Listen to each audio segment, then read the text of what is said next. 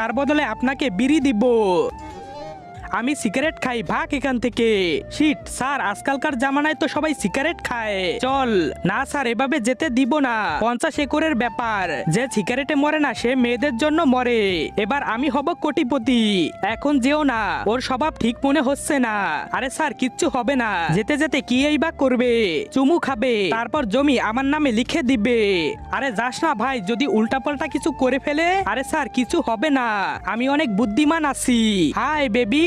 তার আগে মাকে তো আমরা সবাই ভালোবাসি। আজকে দেখি সেই মায়ের জন্য কে কে ভিডিওতে লাইক করে চ্যানেলটি সাবস্ক্রাইব করে দেয়। আসলে আমি দেখতে চাই তুমি মাকে কতটা ভালোবাসো। আর কমেন্ট অবশ্যই আই লাভ ইউ মা লিখে যাবে।